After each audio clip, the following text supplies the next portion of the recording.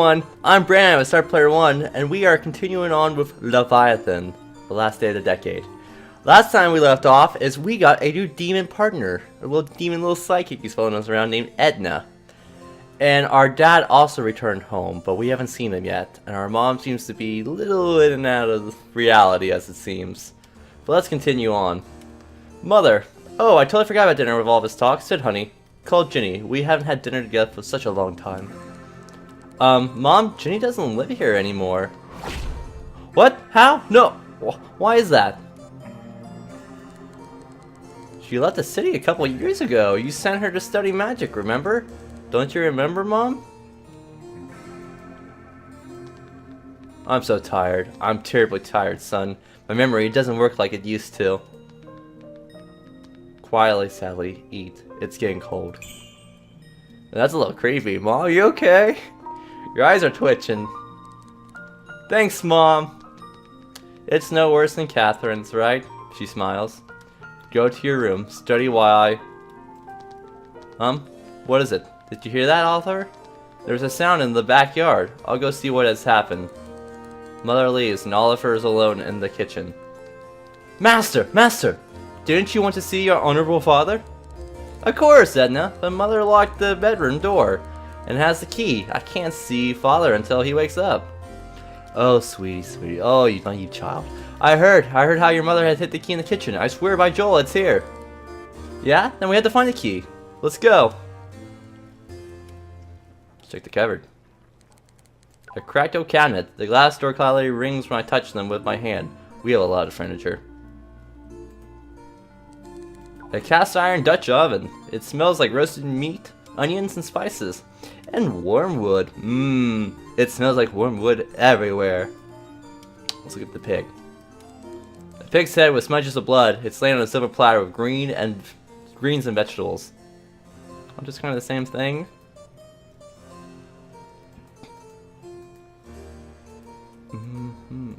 Oh, there we go. Click. I have to click and hold to move. Backyard's door is locked, as always.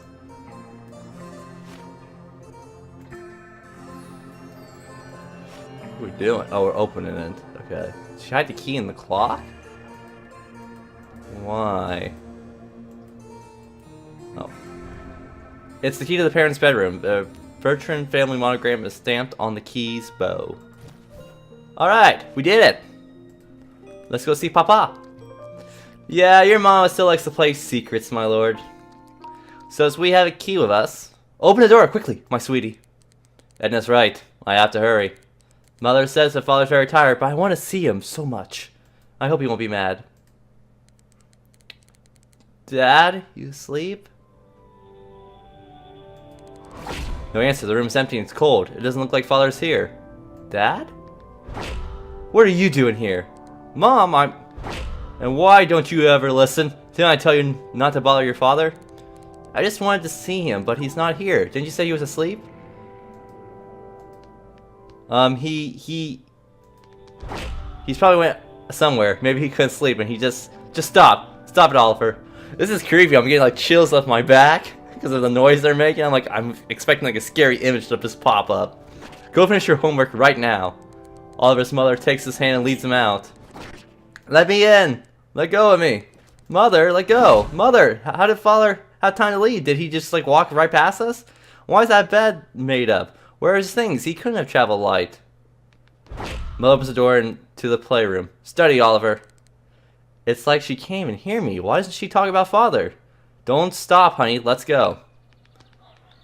What did you have today? Reading? Then sit down and read. And be a good boy. I've had enough today already with your teacher calling and all.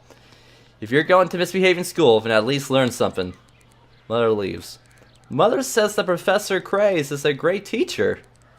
I think that he's a crazy old man. Only wackos would make us read such huge books. Can I call someone with my little crystal? My phone? Click. The long ring of the phone is heard. Carol's probably busy. You can't answer.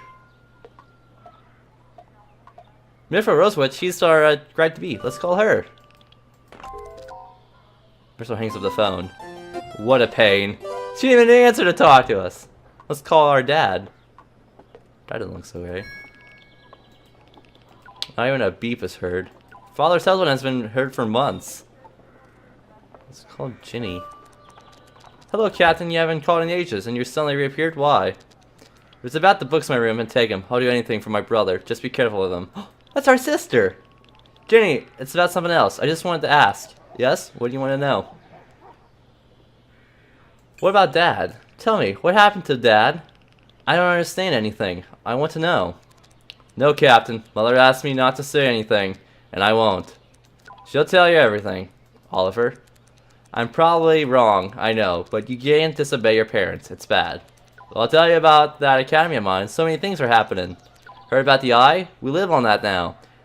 They say so many things about it in the books, but it's just a regular island. It's closed to outsiders. Freshmen live on the outer shore of the lake, and they moved us to the island itself along with the seniors. We live like we're in prison. We wake up at 6 a.m. and go to bed at 9 p.m. Classes are from 8 till 9. But there's no homework, which is good. Yesterday we learned how to boil all sorts of crap. Migraine medicine, eye drops to cure blindness, which don't work. Yeah. Alchemy is so stupid. Instructor Roderick, teaches us how to make illusions. He praises me. He says I'm his best student. Can you believe it? Last week we passed the illusions test, and I put Gabriella, can't read names, into a bottomless well. I mean, it was an illusion, of course. She went into hysterics. I felt bad for her, but Professor Roderick was pleased. Not sure how I'm improving this relationship with Roderick you seem to be having. I'm also doing well with light and static and arc discharges. If it wasn't for that biatch, Giselle, it would be my favorite class. Giselle Winsmuth. That sure brings me down. Last time when I showed her perfect ball lighting, she gave me such a bad look. But had to give me credit. She gave me such a bad look, but she had to give me credit. It's infuriating. I'm here and I don't like it. Without you, without Mother, without your father. Okay, I'm tired of this conversation now. I'm mentally checking out, Ginny. And tell me I'm very grateful that she's paying for my studies. I can't imagine where she got so much money, but thank her. Last time we talked, she found a way to deal with the family debt. Now everything's different. I wanted to believe. Thanks for calling, Captain. I'm so damn happy to hear from you. Me too. Call more often. Don't forget your sis. And don't feel bad about Dad. Everything will work out. Will work out. Long beeps are heard from the phone. Let's call our mom.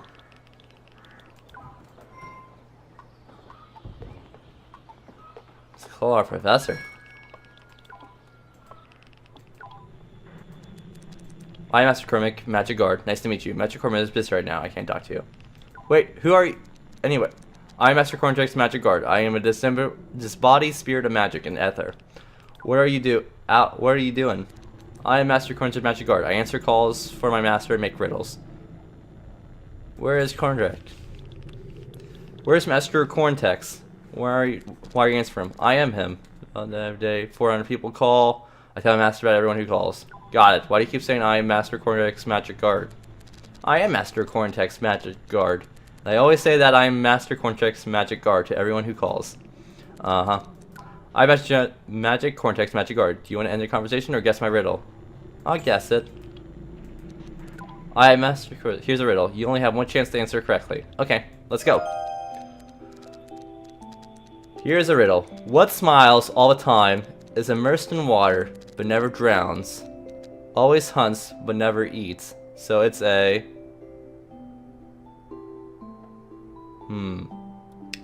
What smiles all the time?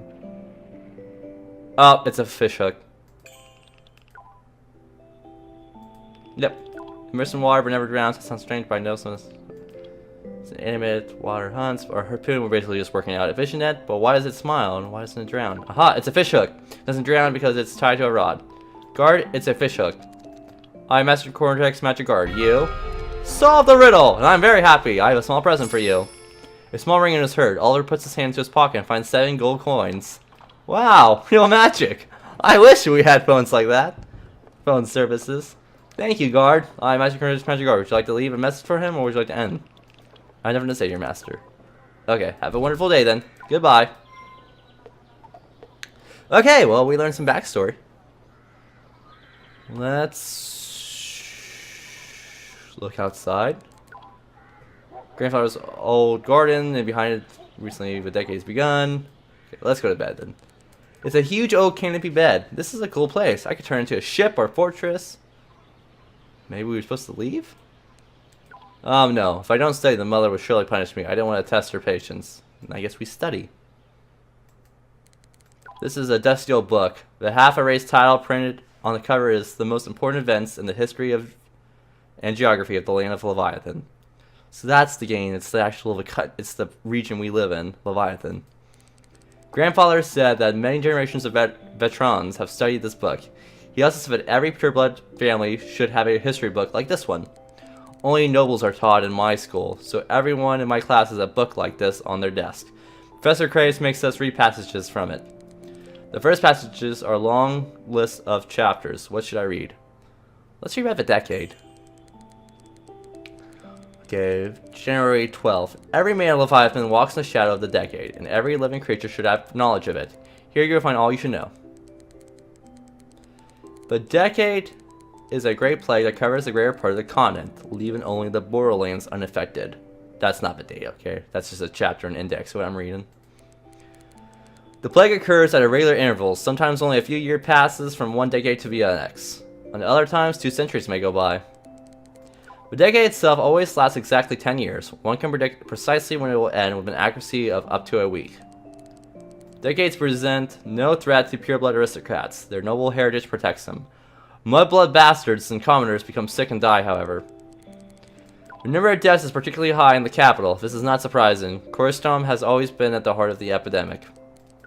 The decade begins, the heavens darken and twist into an immense funnel. A thick blue fog spreads from the base of the tower.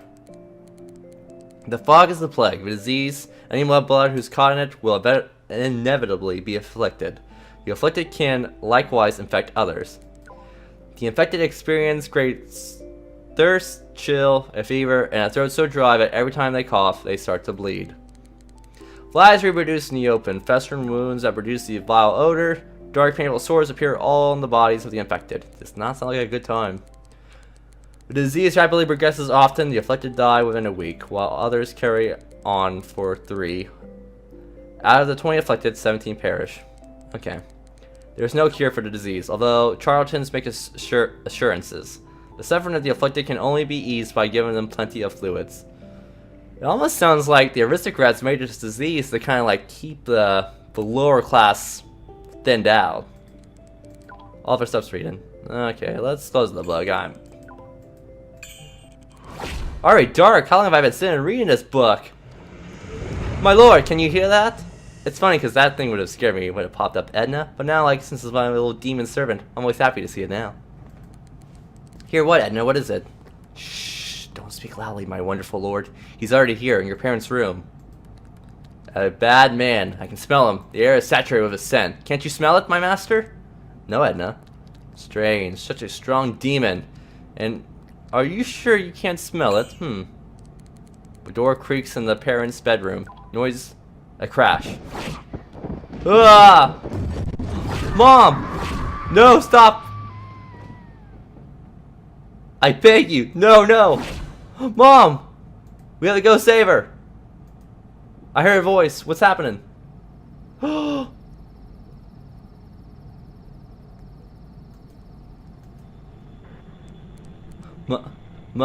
Mother? Mommy! Mommy, why are you looking at me like that? No, it's not true. It's not true. A stranger is standing near the window. He killed her. He killed my mom. And you are a shadow of a grin. What? There are 2 of them, but I just saw... Is that you, Oliver, my boy? Don't be afraid. Please, I beg you, not to cry. I'm sorry, incredibly sorry that you had to see this. You're trembling. Calm down, there's no need to. Oliver, listen to me. I know that it was a monstrous thing for me to do, but there is no way to undo what has been done. May what you just saw tonight be nothing more to you than a bad dream that will vanish within the first rays of the rising sun. Yet you will say to yourself, I understand everything. That was the last nightmare I'll ever have. I need it in order to wake up, and if I'm not waking up, my life would still be a dream. Go to your room, my boy. Tomorrow will be a new morning, the first morning of your new life. You! Is that our dad who killed her? Ah! Edna, where are you? Yes, master. Edna, kill them! Faster, Edna! Of course, master. This is how my story began. My mother was murdered on the first day of the decade, a 10-year epidemic that plunged our country into a series of endless deaths and funerals. The killer was never found. Inquirers from the Bureau never found any evidence, and in all likelihood, never really tried. No one cared. No one heard the tears of a young boy who made claims about a killer in a shadow. I ended up in an orphanage, where soon a new father adopted me. His name? Christian Orvord, the man who murdered my mother. When we met, I pretended not to recognize him. I may have been a child, but I understood that this was a chance to get near him and exact my revenge. Who knew that it would take me so much time? I didn't want to kill him. Rather, Christian deserved to be rot in prison for all eternity. All I needed was evidence. I just needed some evidence. But I found none. So 10 years passed. In depth of despair, I almost gave up. But one day, I got a call from my best friend. He was excited and said I needed to meet him right away. He was talking, almost yelling, into the phone about a clue he had just found. Something about a ring. And here we go. That was a little intro. Episode 1 complete.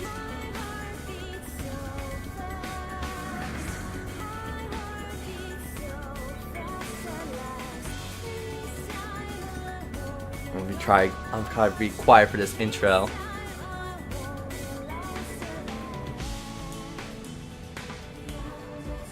Lost Games made this. Leviathan.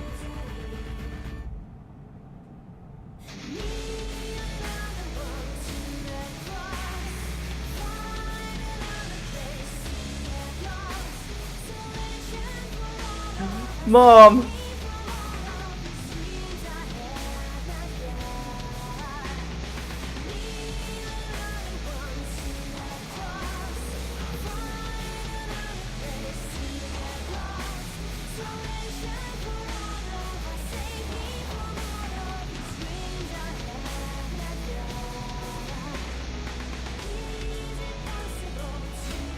There's a lot of stuff for us to do in this.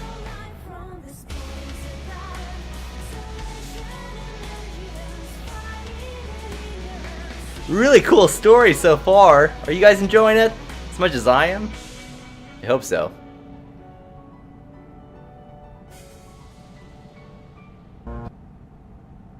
Also on Steam, you can get the soundtrack for this game as well, which I highly recommend. And we're going straight into episode 2, Clues of the Past.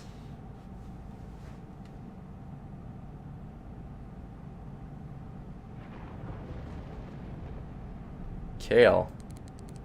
That was fast, buddy. Alright, as fast as I could, Kale. You know how important this is. 10 damn years and no progress has been made in this investigation. My guardian is free and no one cares about my mother's death except me.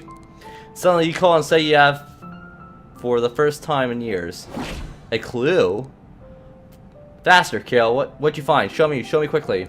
Shh, don't flip your lid, buddy. Today I helped my father in the Bureau.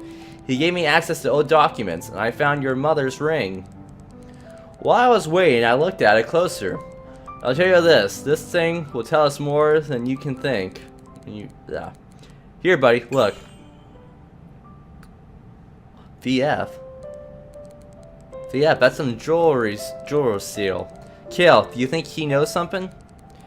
It's so familiar, I've seen it hundreds of times, but where? It's a piece of polished amber with sharp, smooth edges. I've never seen a piece of amber cut this way. Was amber your mother's favorite gemstone? Looks like it.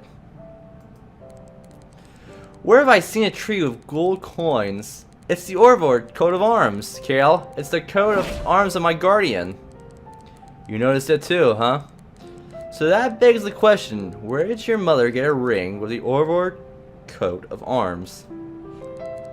You look a bit disappointed. You probably expected there to be more evidence.